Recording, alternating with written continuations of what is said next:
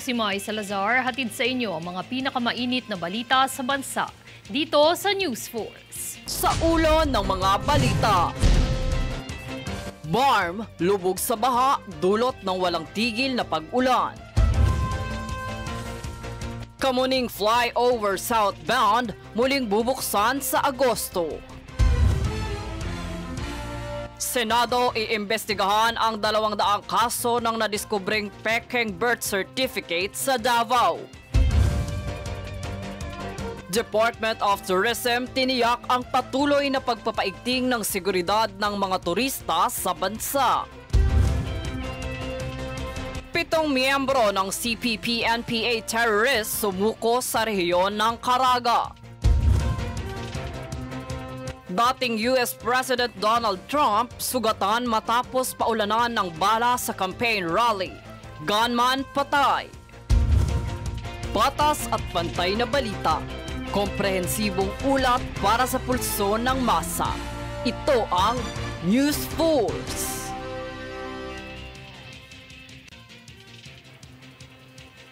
Para sa unang balita, inulan at binaha ang ilang komunidad sa Bangsamoro Autonomous Region in Muslim Mindanao o BARM dahil sa walang tigil na pag-ulan na dulot ng habagat. Daan-daang pamilya at residente rin ang inilikas sa lampas bewang na baha, gayon din ang mga kalsada na hindi pa maaaring madaanan dahil sa hindi pa humuhupang baha. Bilang tulong, nagsimula na ang Department of Social Welfare and Development o DSWD na magpaabot ng relief assistance sa mga pamilyang apektado ng matinding pagbaha.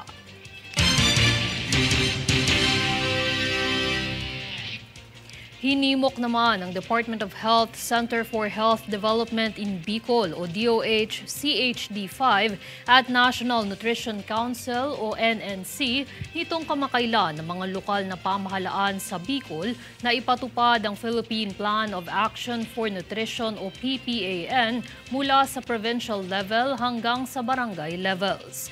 Binigyang diin ng DOH Bicol na gagabay ang PPAN sa mga inisyatibo na tugunan ang mga hamon sa malnutrisyon at matiyak ang sapat at angkop na nutrisyon para sa mga Pilipino sa pamamagitan ng mga pulisiya at programa.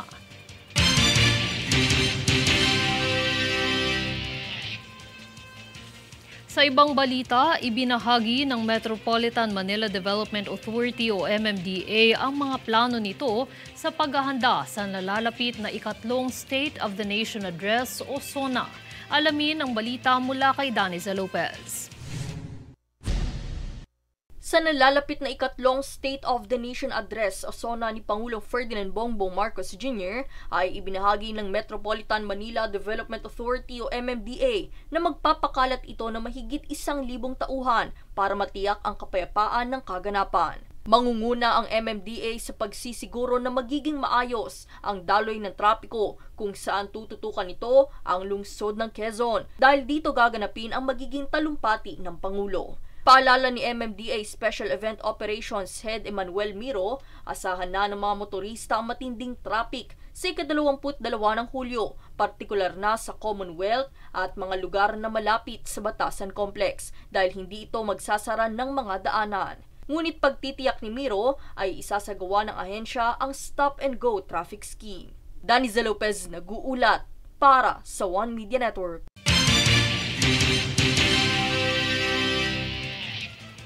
Magandang balita, muling bubuksan ng Department of Public Works and Highways National Capital Region o DPWH-NCR sa mga motorista ang kamuning flyover southbound sa Quezon City sa katapusan ng Agosto.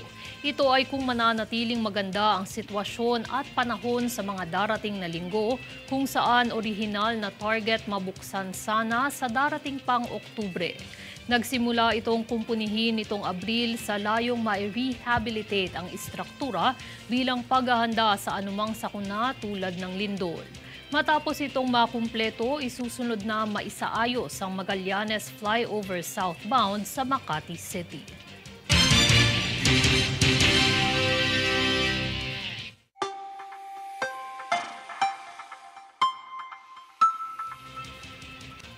Sa Sa ating ulat panahon, magpapatuloy pa rin ang epekto ng habagat sa ilang bahagi ng bansa kung saan ilang daang pamilya na ang inilikas dahil sa mga pag-ulan. Pinaka-apektado ng habagat ang mga lugar ng Mindanao, Western Visayas, Palawan at Occidental Mindoro. Gayun din ang bahagyang pag-ulan sa Metro Manila, natitirang bahagi ng Mimaropa, Batangas, Cavite, Laguna at Bataan.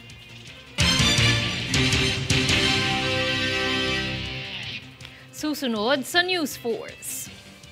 DOH nagbabala ukol sa pekeng website na ginagamit ang pangalan ng kagawaran.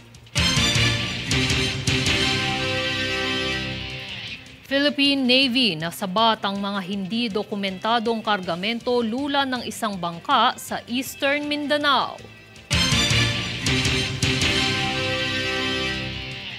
Senado, iimbestigahan ng 200 kaso ng nadiskubreng pekeng birth certificate sa Davao.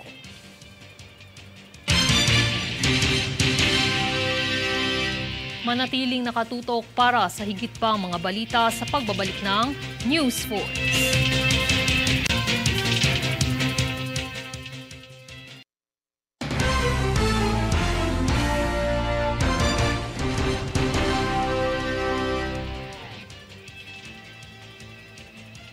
Iimbestigahan sa Senado ang kamakailang nabuking na paggawaan ng mga pekeng birth certificate at iba pang dokumento sa Davao del Sur.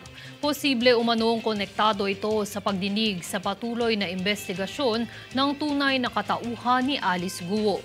Francis Riodique para sa balita.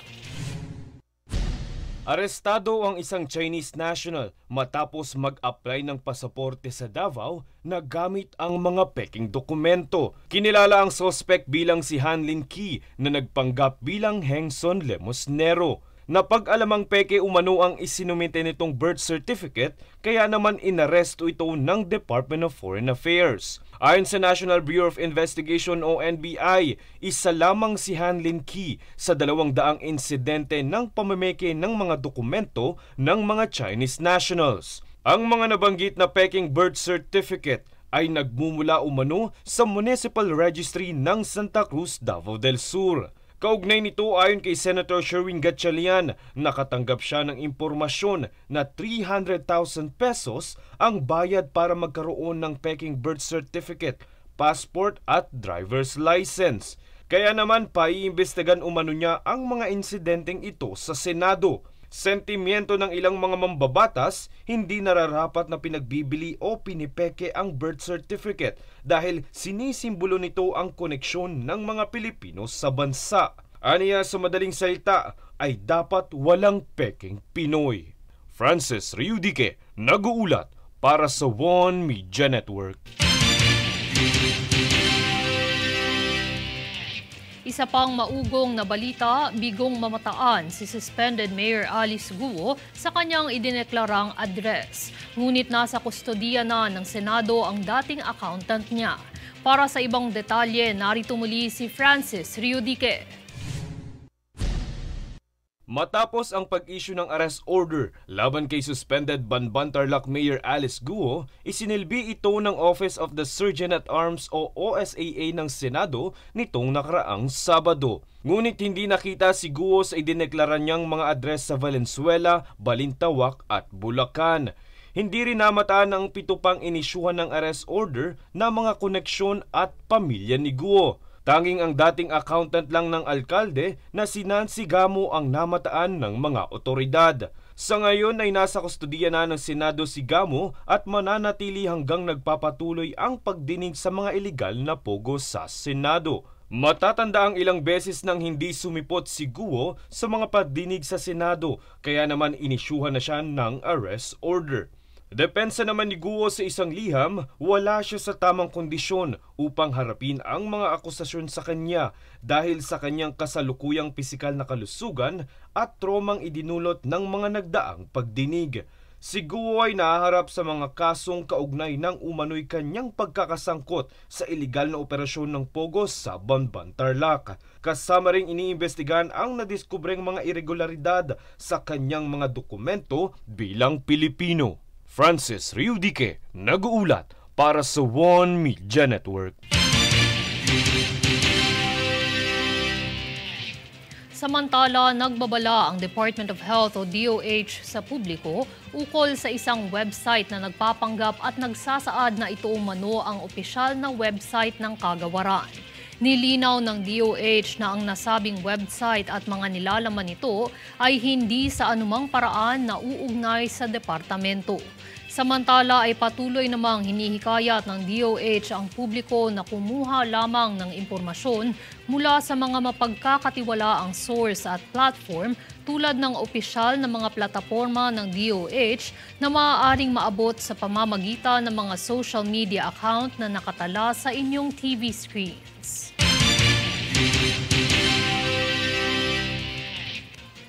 Muling binalaan ng Department of Social Welfare and Development o DSWD ang publiko na maging makilatis sa mga kumakalat na post online dahil naglipana na naman ng pekeng educational assistance.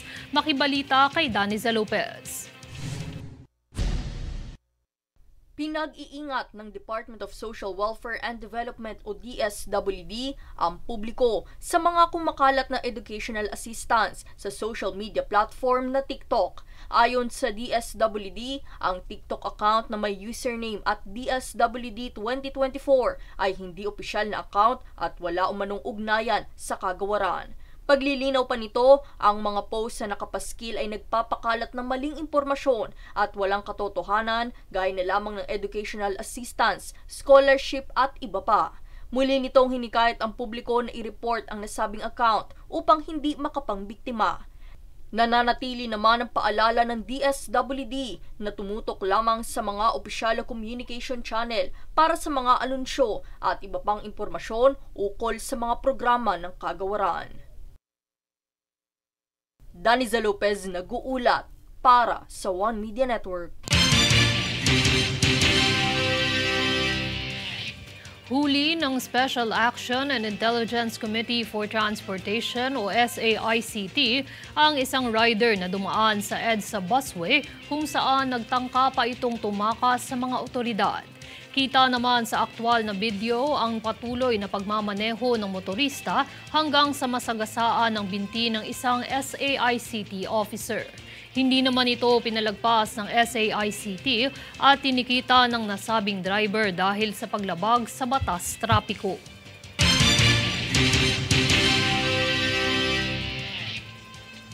Matagumpay na nasabat ng Naval Forces Eastern Mindanao kasama ang BRP Dioscoro Papa at iba pang local government units ang isang motorized bangka na pinamamahalaan ng 2 Pilipino at kargado ng mga hindi dokumentadong kargamento sa Barangay Labangal, General Santos City. Natuklasang lulan ng bangka ang 44 na manok panabong at iba't ibang pagkain na target na i-export at may tinatayang halaga na 380,000 pesos. Samantala, ang mga nahuling individual at ang mga nasamsam na kargamento ay itinurn over na sa PNP Regional Maritime Unit 12 para sa kustodiya at pagsasampa ng kaukulang kaso.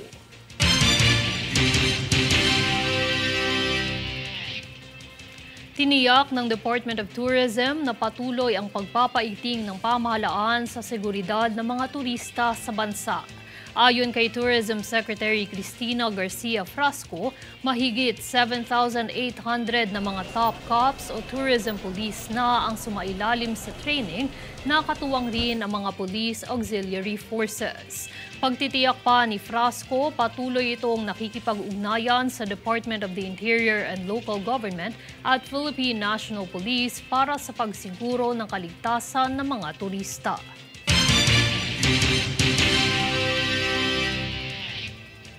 Naghandog ng libreng legal aid ang Integrated Bar of the Philippines o IBP Makati Chapter sa mga Makatizen at overseas Filipino workers o OFWs na nasa Hong Kong. Ito'y naging posible sa pagsusumikap ng lungsod ng Makati at ng mayora na si Abby Binay. Itinuring naman ito ni Binay bilang isang pribilehiyo na matulungan ang mga Pilipino na nasa abroad.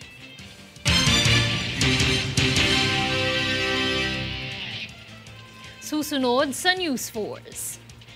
BOC timbog ang shabu na lula ng kargo sa NAIA.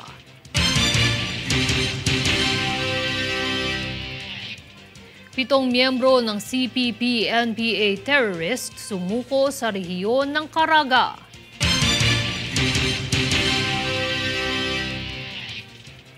BI na bisto ang Chinese national na nagpanggap na Pilipino matapos pauwiin mula sa Myanmar. Manatiling nakatutok para sa higit pang mga balita sa pagbabalik ng News Force.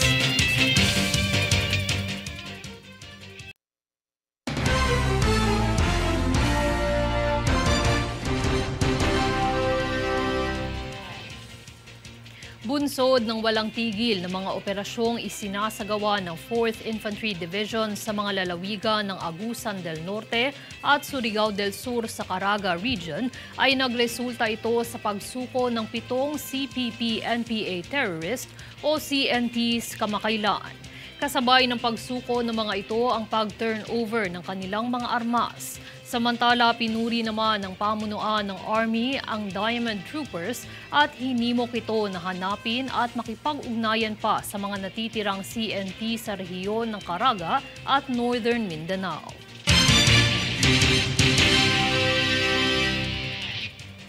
Kargong idineklarang mga dokumento. Yan ang isang modus ng shabung ipinuslit sa Ninoy Aquino International Airport na nabisto ng Bureau of Customs. Para sa buong detalye, tunghayan ang balitang hatid ni Jade Buhoy.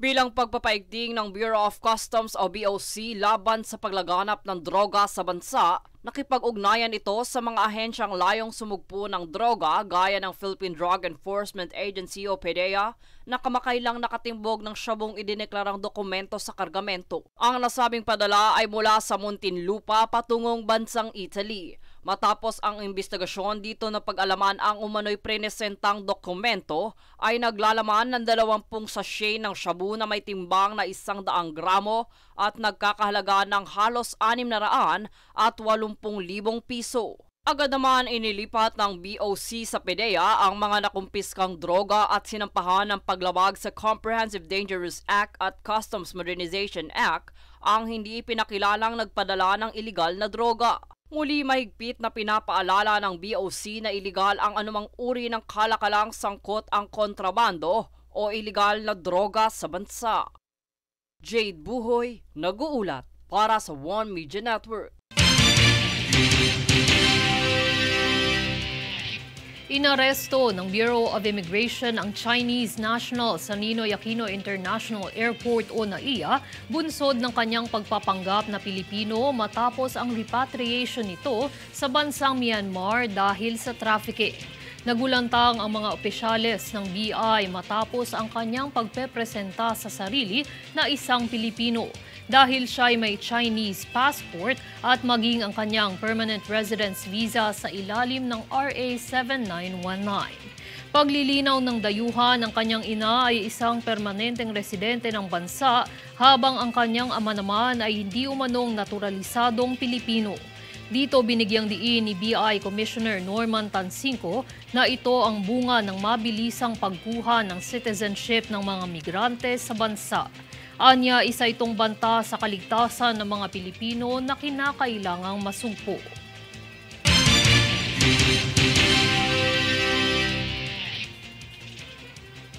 Labing-apat na Nigerian, yan lamang ang bilang ng arestado sa Las Piñas City matapos iulat ng lokal na pamahalaan sa Bureau of Immigration ang iligal na gawain ng mga ito. Para sa kabuuang aksyon, tunghayan ang ulat mula kay Jade Buhoy. Arestado ang 14 na Nigerian matapos mapag-alamang sospek ang mga ito sa iligal na gawain sa Las Piñas City. Sa operasyong isinagawa ng Bureau of Immigration o BI, inaresto sa Las Piñas ang mga dayuhan dahil sa salang panggagancho. Ayon pa kay BI Intelligence Division Chief Fortunato Manahan Jr., tinututukan ng ahensya ang mga taong nasasangkot sa iligal na gawain gaya ng love scam, online scam at credit card fraud. Base naman sa investigasyon, nagmula sa nakilalang 2 sospek ang pagsisiyasat sa kaso. Ilan sa mga ito ay kinilala bilang sina Godswill Chuku at Justin Obi. Matapos nito, natuntun din ang 12 iba pang sospek na sangkot rito, kung saan napag-alamang isa rin sa kanilang paglabag ay ang kaso ng overstaying.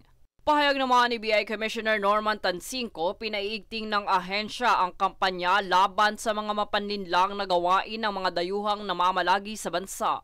Agad naman itinungo ang mga nahuling suspect sa Camp Bagong Diwa para sa kanilang nalalabing deportasyon. Jade Buhoy, nag-uulat para sa One Media Network.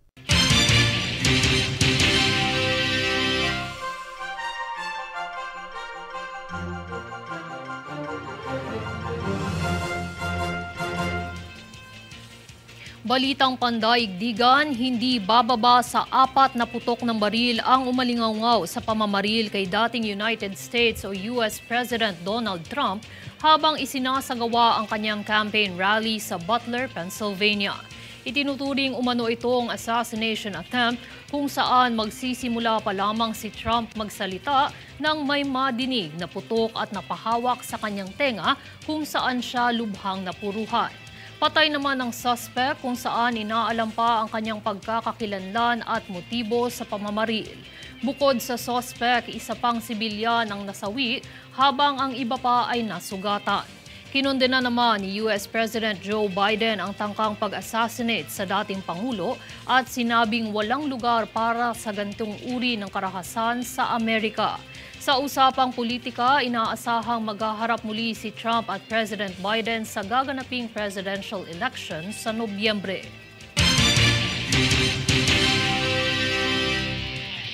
At narito ang recap ng mga nagbabagang balita ngayon. Sa ulo ng mga balita. Barm, lubog sa baha, dulot ng walang tigil na pag-ulan. Kamuning flyover southbound, muling bubuksan sa Agosto. Senado iimbestigahan ang 200 kaso ng nadiskubring pekeng birth certificate sa Davao. Department of Tourism tiniyak ang patuloy na pagpapaigting ng seguridad ng mga turista sa bansa. 7 miyembro ng CPP-NPA terrorists sumuko sa rehiyon ng Caraga.